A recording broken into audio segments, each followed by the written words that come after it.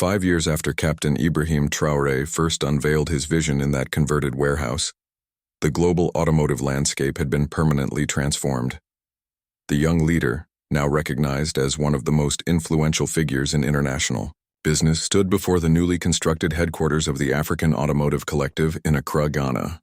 The glass and steel structure, powered entirely by solar energy, symbolized how far the movement had traveled from its humble beginnings in Burkina Faso. The statistics were staggering. The African Automotive Collective now operated manufacturing facilities in 12 countries, employed over 400,000 people directly, and had produced more than 2 million vehicles. Their market share in Africa had reached 60%, while significant footholds had been established in Asia, Latin America, and even parts of Europe and North America. Tesla, once the undisputed leader in electric vehicle innovation, had been forced to completely restructure its business model. The company's stock price had stabilized, but at levels 30% below its peak, as investors acknowledged that the electric vehicle market was now truly global and competitive. Elon Musk had publicly praised African innovation while privately directing his engineers to study and adapt techniques pioneered by Dr. Kabore's team. The transformation extended far beyond mere market competition. The success of African automotive manufacturing had inspired similar initiatives across the developing world. India's domestic electric vehicle industry had flourished using technologies licensed from the African Collective. Brazil had become a major exporter of electric buses designed with African engineering principles. Indonesia had developed electric motorcycles that dominated Southeast Asian markets. Dr. Aminata Kabore, now serving as Chief Technology Officer for the entire African Automotive Collective, reflected on the journey during a recent interview. "We never intended to overthrow the established order," she explained. "We simply wanted to create transportation solutions that served African needs." The global impact happened because our approach resonated with people everywhere who had been underserved by traditional manufacturers. The ripple effects had transformed entire economies. Burkina Faso's GDP had tripled, lifting millions out of poverty and establishing the country as a regional technology hub. Similar transformations had occurred across partner nations, creating what economists termed the African automotive miracle. Universities across the continent had established engineering programs specifically focused on sustainable transportation, producing a new generation of African technical leaders. Perhaps most significantly, the success had shifted global perceptions about African capabilities. International investors who had previously overlooked the continent now competed aggressively for partnerships with African technology companies. Major corporations had established research and development centers in African cities, recognizing the innovation potential that had been hidden in plain sight for decades. Captain Traoré had used this success as a platform for broader change. His advocacy for South-South cooperation had led to technology transfer agreements that bypassed traditional North-South development models. African innovations in solar technology, battery storage, and sustainable manufacturing were now being adopted by companies worldwide, creating revenue streams that had previously flowed only in the opposite direction. The automotive giants that had initially dismissed the African challenge had been forced to adapt or decline. General Motors had eventually embraced partnership rather than competition, licensing African technologies for their global operations. Volkswagen had established joint ventures that combined German engineering precision with African innovation and cost efficiency.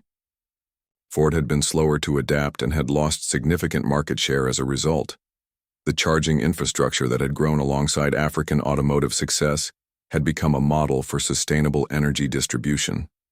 Solar-powered charging stations, designed to operate independently of electrical grids, had been installed across rural areas of multiple continents.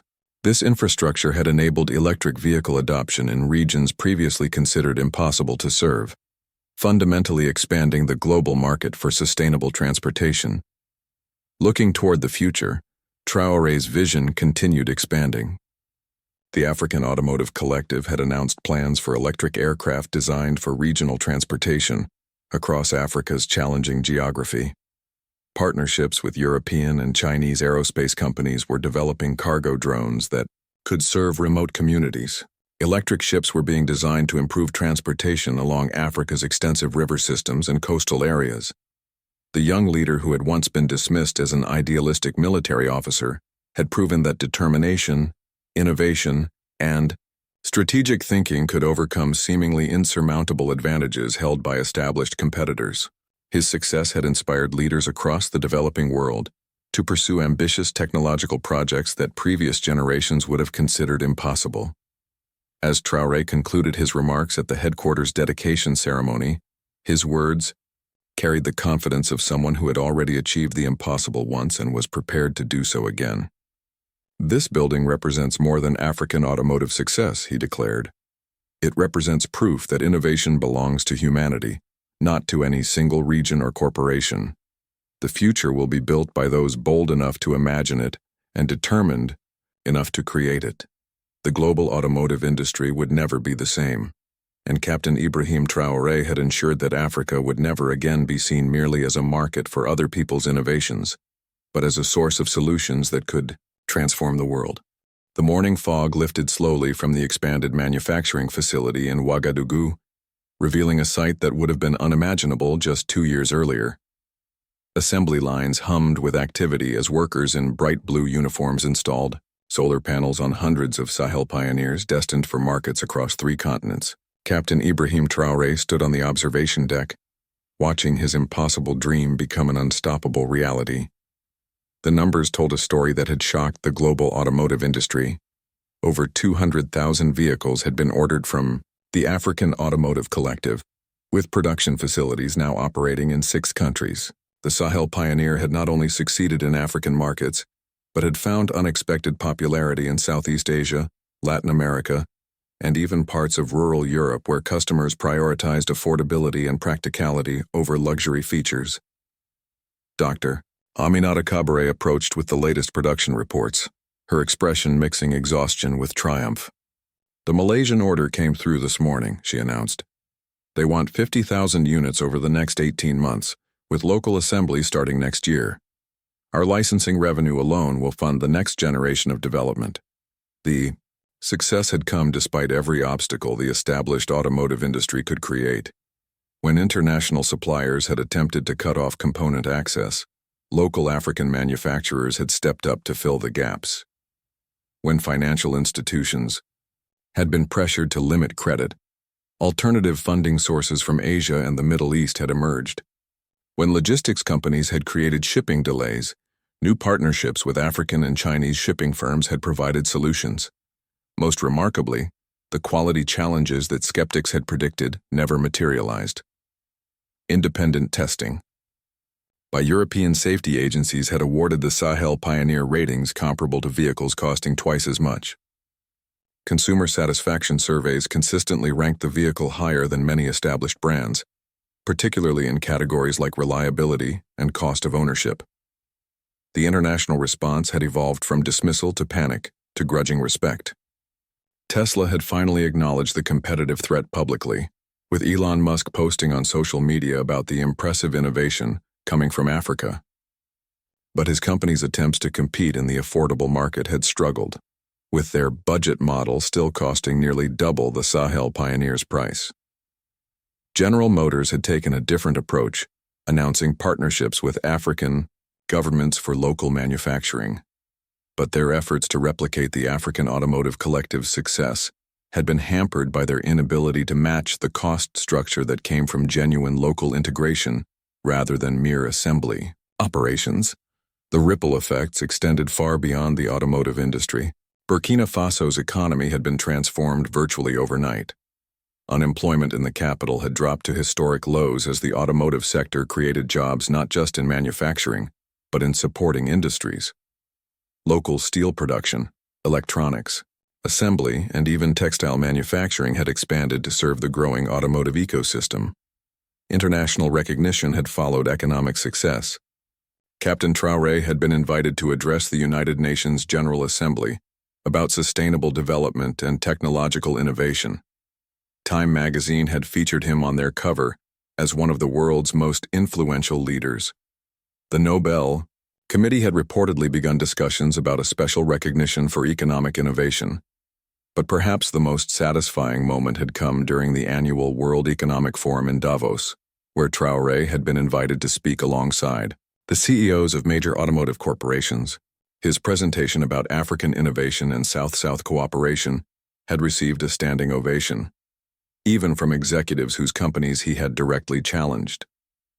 3 years ago, many of you saw Africa only as a market for your products, he had told the audience.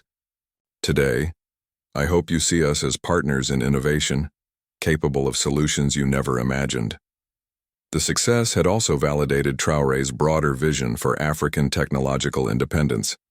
The automotive project had spawned initiatives in renewable energy, telecommunications, and agricultural technology. Other African leaders had begun implementing similar strategies, creating what economists were calling the African Innovation Renaissance. Dr. Cabaret reflected on the journey as she watched the latest batch of vehicles rolling off the production line. "Do you remember when they said we were crazy for thinking we could compete with Tesla?" she asked Traoré. The young leader smiled, but his expression carried the weight of someone who understood that success brought new responsibilities. "The real test isn't whether we can compete," he replied. "It's whether we can maintain our values and our commitment to serving African needs as we grow larger." The next phase of expansion was already underway. Electric buses for urban transportation were entering production. Agricultural vehicles designed for African farming conditions were in development. Plans for exporting to North American markets were being finalized, despite attempts by established manufacturers to create regulatory barriers. As the sun set over the bustling facility, the site represented more than industrial success.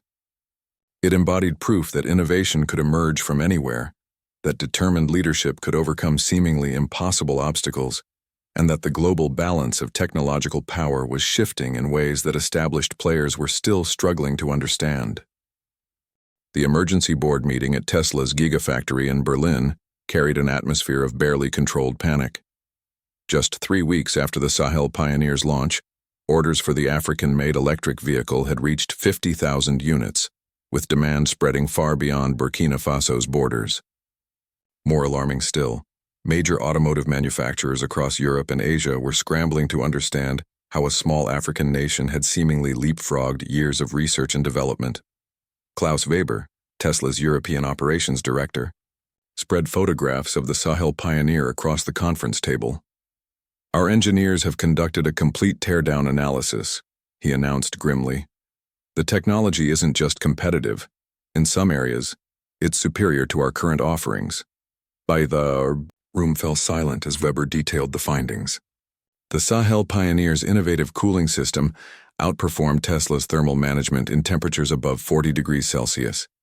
Its modular battery design allowed for easier maintenance and component replacement. Most troubling, its solar integration actually generated meaningful supplementary power, something Tesla had struggled to achieve efficiently. Meanwhile, in Detroit, General Motors executives were discovering that Captain Traoré's disruption extended beyond the vehicle itself. Intelligence reports revealed that Burkina Faso had established manufacturing partnerships with suppliers across West Africa, creating a supply chain that could potentially serve the entire continent at costs impossible for traditional automotive giants to match. "They're not trying to beat us with better technology," explained Jennifer Liu, GM's head of emerging markets. "They're rewriting the entire economics of automobile manufacturing, local materials, regional labor, simplified logistics. Their cost structure is fundamentally different from ours." The competitive response was swift and aggressive. Tesla announced an accelerated timeline for their long-promised affordable model, though industry experts questioned whether they could achieve the Sahel Pioneer's price point. Volkswagen quietly began exploring partnerships with African governments for local assembly facilities. Toyota initiated crash programs to develop vehicles specifically designed for developing markets. But Captain Traoré had anticipated this reaction. His next move demonstrated strategic thinking that surprised even his supporters. Instead of trying to compete directly with the established giants, he announced the formation of the African Automotive Collective. a consortium of African nations committed to collaborative vehicle development and manufacturing. Ghana became the first partner nation, announcing plans to manufacture an adapted version of the Sahel Pioneer for West African markets. Rwanda followed with commitments to develop electric motorcycles using similar technology platforms. Kenya expressed interest in electric buses for urban transportation. Within months, what had started as a single-country initiative had evolved into a continental movement. The international response grew increasingly desperate. Several major automotive companies attempted to poach key engineers from the Burkina Faso project, offering salaries 10 times what they were earning locally. When these attempts largely failed, some competitors resorted to more questionable tactics. Dr. Aminata Kabore found herself receiving mysterious phone calls warning about the dangers of rapid expansion. Shipping containers containing critical components experienced unusual delays at international ports. Several potential international customers reported pressure from their governments to reconsider their orders. "They're trying to strangle us in the cradle," Dr. Kabore told Captain Traoré during one of their evening strategy sessions. "The question is whether we're strong enough to survive this level of pressure." Traoré's response revealed the depth of his preparation. Over the past year, he had quietly built relationships with Chinese manufacturers willing to provide alternative supply chains. Russian partners offered rare earth materials for battery production. Even some European companies, recognizing the potential of the African market, began establishing covert partnerships despite pressure from their governments. The automotive war intensified when financial markets began recognizing the implications. Tesla's valuation, built partly on assumptions about future growth in emerging markets, faced serious questioning from investors. Traditional automotive stocks fluctuated wildly as analysts struggled to assess how quickly African manufacturing might scale up. Perhaps most significantly, other developing nations began paying attention. Brazil announced investigations into establishing its own domestic electric vehicle industry. India accelerated programs to develop affordable electric transportation. Indonesia began discussions with the African Automotive Collective about technology sharing agreements. What had started as one young captain's vision for his country's technological independence was rapidly evolving into a global restructuring of the automotive industry. The established powers found themselves fighting not just against a single competitor, but against an entirely new model of how vehicles could be designed, manufactured, and distributed. As orders for African-made vehicles continued climbing, industry executives realized they were facing something unprecedented, a fundamental challenge to the assumptions that had governed their industry for over a century. The morning sun cast long shadows across the newly constructed assembly line as Captain Ibrahim Traoré walked through the facility that had transformed from a warehouse into Burkina Faso's first automotive manufacturing plant. Today was this day that would either validate his vision or expose him to international ridicule. The official launch of the Sahel Pioneer was just hours away, and media representatives from around the world had gathered in Ouagadougou. Dr. Aminata Kabore stood beside the completed vehicle, running her hands along its solar panel roof one final time. The past 18 months had been a whirlwind of problem-solving, innovation, and sleepless nights. They had overcome challenges that would have defeated larger, better-funded teams. When international suppliers had initially refused to work with them, citing concerns about political stability, local engineers had found creative alternatives.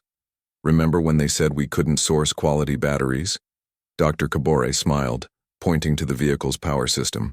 "Now we're using a hybrid approach that combines imported cells with locally manufactured supercapacitors. It actually performs better in extreme heat than most international alternatives." The Sahel Pioneer looked different from anything rolling off production lines in Detroit, Stuttgart, or Shanghai. Its design was purposefully robust, with higher ground clearance and reinforced panels that could withstand the harsh conditions of African roads. The solar panel integration wasn't just an environmental feature, it was a practical solution for a continent where electrical grid reliability remained inconsistent. As international journalists began arriving for the demonstration, whispers of skepticism filled the air. Many had come expecting to witness an embarrassing failure, another example of developing nations attempting to punch above their weight class. But as they examined the vehicle up close, expressions began to change. Michael Harrison, automotive correspondent for a major British publication, found himself genuinely impressed as he inspected the vehicle's interior. "The build quality is surprisingly solid," he admitted to his cameraman. "This isn't the crude attempt at manufacturing we were led to expect." Captain Traoré took the stage at precisely noon, dressed in civilian clothes rather than his military uniform. A deliberate choice to emphasize the civilian nature of this technological achievement. His opening words were measured but confident. "Today, Burkina Faso joins the global automotive industry not as a customer, but as an innovator," he announced. "The Sahel Pioneer represents more than transportation. It represents the potential of African engineering, African manufacturing, and African solutions to African challenges." The demonstration that followed exceeded even the most optimistic expectations. The vehicle performed flawlessly through a series of tests designed to showcase its unique capabilities. It navigated rough terrain that would challenge most conventional vehicles, while its solar charging system continued to function even under partial cloud cover. But the real surprise came when Traoré announced the pricing.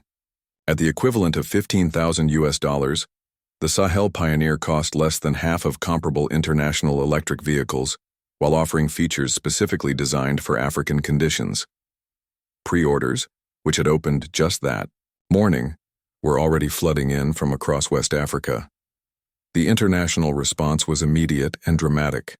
Tesla's stock price dropped 3% within hours of the launch, as investors suddenly realized that the electric vehicle market might be more competitive than they had assumed. Major automotive publications that had planned to publish dismissive reviews found themselves scrambling to rewrite their coverage. Perhaps most significantly, the launch attracted attention from unexpected quarters. Representatives from the African Development Bank announced their interest in financing expanded production. The economic community of West African states expressed support for regional automotive cooperation. Even the European Union began discussions about potential partnership agreements. Dr. Traoré watched the international reaction with a mixture of satisfaction and amusement. "They're surprised that we succeeded," she observed. "But they shouldn't be. Africa has always been innovative. We've just never had the resources or support to compete on a global scale before." As the launch event concluded, Captain Traoré found himself fielding calls from automotive executives around the world. Some offered partnerships, others attempted to buy the technology outright, and a few made barely veiled threats about the challenges of competing in international markets. But Traoré had anticipated this response. His next phase was already in motion, and it would prove even more disruptive than anyone could imagine. The Sahel Pioneer wasn't just a car. It was the beginning of an automotive revolution that would challenge the established order of the global industry. The dusty roads of Ouagadougou buzzed with unusual excitement on a sweltering afternoon in March 2023. Captain Ibrahim Traoré, barely 34 years old, stood before a gathering of engineers, investors, and curious onlookers in a converted warehouse on the outskirts of Burkina Faso's capital. His military uniform was crisp despite the heat, and his eyes held the determined spark of someone about to change everything. Just months earlier, Traoré had led a successful military coup that brought him to power as the world's youngest head of state. While many expected him to focus solely on security and governance, the young captain had different plans. He believed that true independence meant more than political freedom. It required economic and technological sovereignty. "We import everything," Traoré told the assembled crowd, his voice carrying the conviction of a man who had seen his country's potential firsthand. "Our fuel comes from thousands of miles away. Our cars are built by others. But what if I told you that Burkina Faso could lead Africa into the future of transportation?" The warehouse behind him housed something remarkable, the prototype of what would become Burkina Faso's first domestically produced electric vehicle. The project had begun in secret, with Traoré personally funding the initial research through connections he had made during his engineering studies. He understood that for a landlocked nation like Burkina Faso, Reducing dependence on imported fossil fuels wasn't just an environmental choice, it was a matter of national security. Dr. Aminata Kabore, the lead engineer on the project, had initially been skeptical when approached by military officials. A brilliant automotive engineer who had studied in Germany before returning home, she wondered if this was just another politician's empty promise. But when she met Traoré personally and saw his genuine understanding of the technical challenges, she knew this was different. The captain didn't just want a car with his name on it, Dr. Kabore later recalled. He wanted to understand every component, every innovation that would make this vehicle truly African. He spent hours in the workshop, asking questions that showed he grasped both the engineering and economic implications.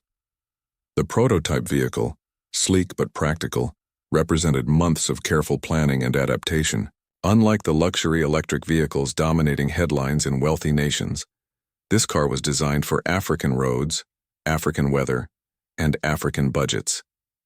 Its solar panels could supplement battery charging even in remote areas without reliable electricity. The chassis was reinforced to handle unpaved roads, and the interior was designed to stay cool without excessive air conditioning drain on the battery. Word of the project had somehow reached international automotive circles, and rumors began spreading that a major disruption was brewing in the African market. Tesla's stock analysts started paying attention to this small West African nation, wondering if their dominance in the electric vehicle space might face an unexpected challenge from an unlikely source. As Traoré concluded his presentation that day, he made a promise that would echo through the automotive industry. Within 2 years, Burkina Faso will not only produce our own electric vehicles, but we will export them across Africa. We will prove that innovation doesn't require being born in Silicon Valley or Detroit. The audience erupted in applause, but beyond the warehouse walls, a much larger drama was beginning to unfold.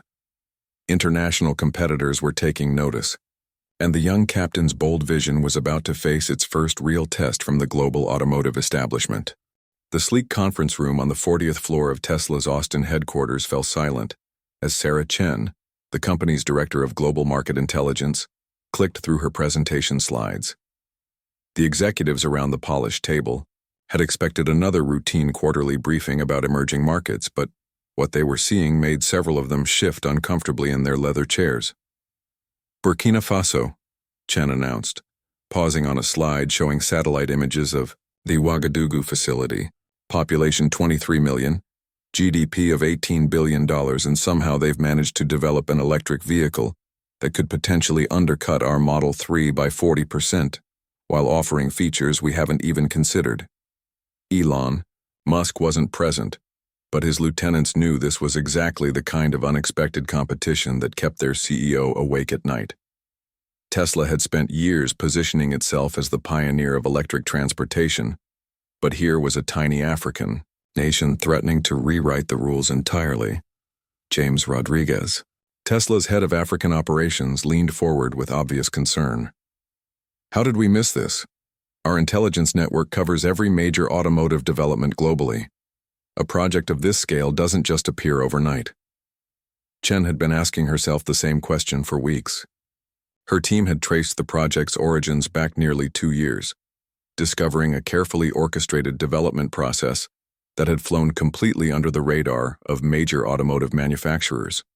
Captain Traoré had used his military connections to keep the project classified, while simultaneously reaching out to diaspora engineers and forming partnerships with small-scale manufacturers across West Africa. The vehicle itself is impressive, Chen continued, but it's their business model that should worry us most. They're not trying to compete with luxury electric vehicles. They're creating an entirely new category, affordable, practical electric transportation designed specifically for developing markets. The room's tension increased as Chen revealed more details.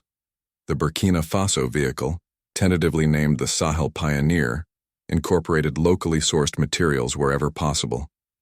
The battery technology, while not as advanced as Tesla's, was designed for easy maintenance and replacement by local mechanics.